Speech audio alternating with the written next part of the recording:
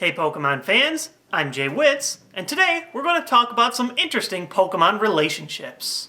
No, not that kind. Different kinds of relationships between the Pokemon themselves. Now there's a ton of different fan theories around the Pokemon universe amongst fans, but today we're going to focus on some of them that talk about some of the unofficial relationships between some of the different creatures. Let's check it out. Just a disclaimer, today is another one of those days where we're leaving fact territory and delving into fan theories. They're a lot of fun, and I like covering fan theories from time to time, but just keep in mind, nothing today has been officially confirmed by Pokemon or Game Freak. The first strange relationship is the idea that Psyduck and Golduck accidentally had their names switched. After all, why name the blue duck Golduck when it evolves from a, well, gold duck? However, a quick look at the Japanese names disproves this theory pretty quickly.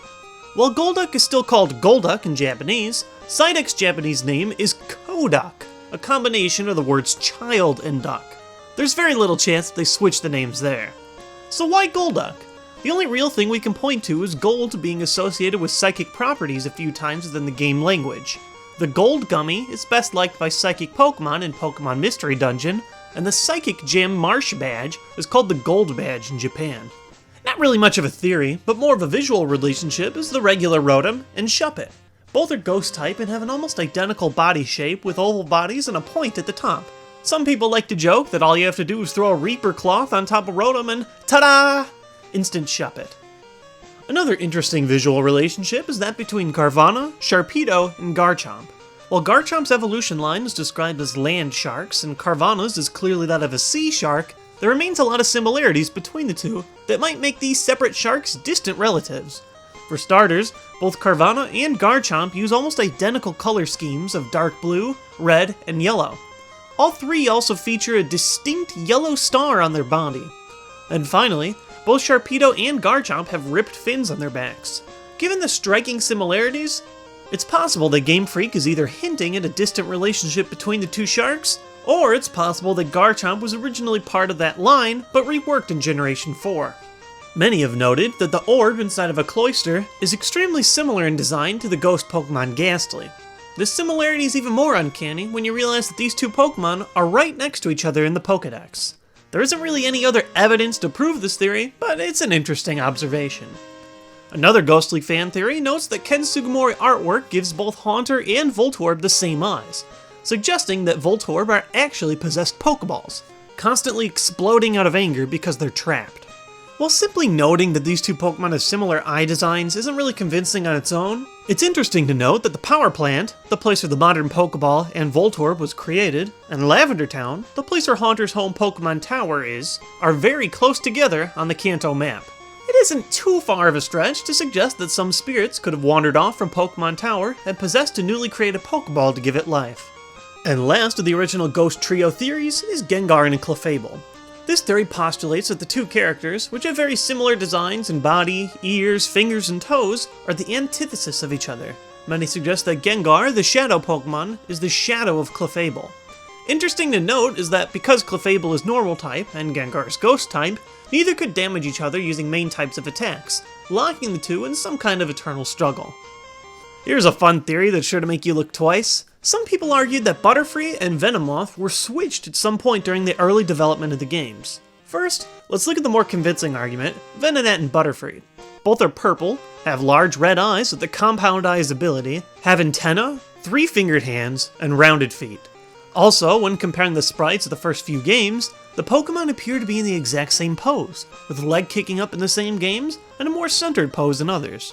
While the physiology of a gnat becoming a butterfly is a little questionable, so is a gnat becoming a moth. Now let's look at Caterpie, Metapod, and Venomoth. Both Caterpie and Venomoth have shield dust as their ability. All three characters also share a similar style of eye with a large pupil.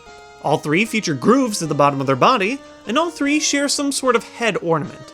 Also interesting to note is that early Ken Sugimori artwork of Venomoth from Pokemon Red and Green featured yellow spots on its wings, similar to the yellow rings found on Caterpie's body. While none of this is concrete evidence that there used to be a relationship between these different evolution lines, there sure is a lot of visual evidence to make for some fun fan speculation. Many cite Jynx, Magmar, and Electabuzz as some form of trio within the early games. While I've seen a ton of rumors that suggest that these three Pokemon were originally going to be legendaries, I found zero such evidence to exist. All three Pokemon do appear in the same area as a legendary bird at some point though. Electabuzz is in the power plant in the original games as Zapdos, Jynx can be found in Seafoam Islands in Japan's blue version with Articuno, and Magmar can be found in Mount Ember with Moltres and Leaf Green. All three can learn a variation of an elemental punch move, and in the second generation, all three receive a baby Pokemon that evolves at level 30. Past this, however, similarities for Jynx die off, while a relationship between Electabuzz and Magmar continues. In Generation 4, both Pokemon received a new evolution, both of which involves evolution through trading while holding an item. Both held items have similar names in both English and Japan, called the Magmarizer and Electorizer, or the Magma Booster and the Eleka Booster, both with item artworks featuring a cube with 3 grooves and a circle featuring that element. In Generation 4, both Magmar and Electabuzz learn moves at the same levels for a while, culminating in the same level for Fire and Thunder Punch.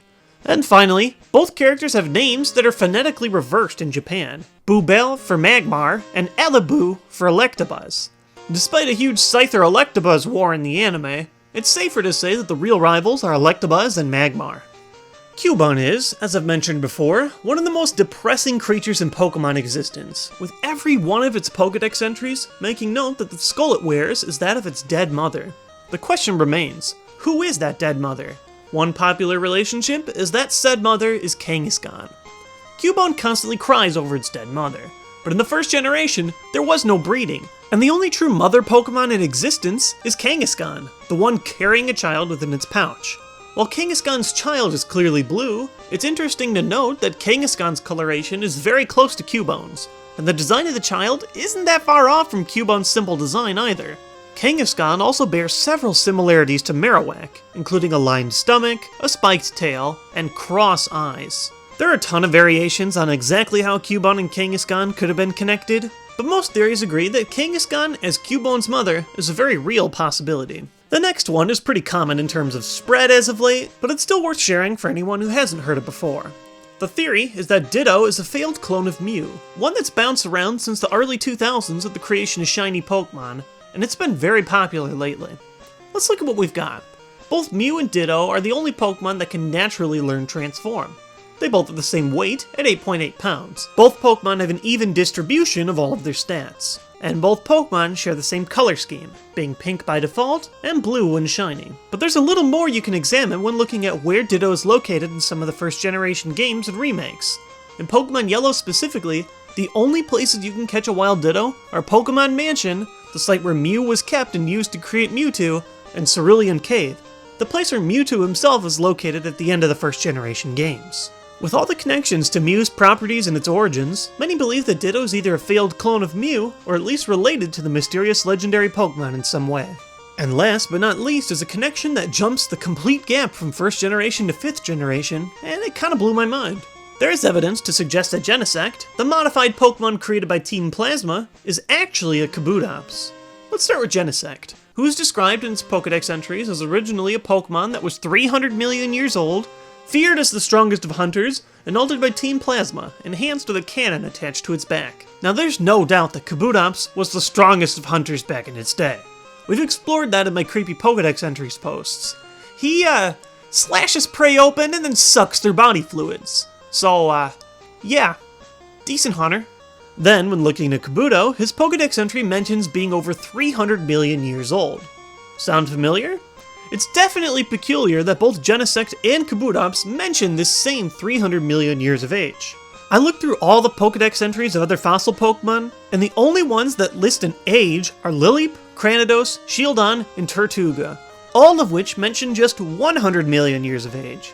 With so many fossil Pokemon today, many of them aged, it's interesting to note that just one specifically mentions 300 million years. And just looking at Kabutops and Genesect side by side definitely draws some physical comparisons.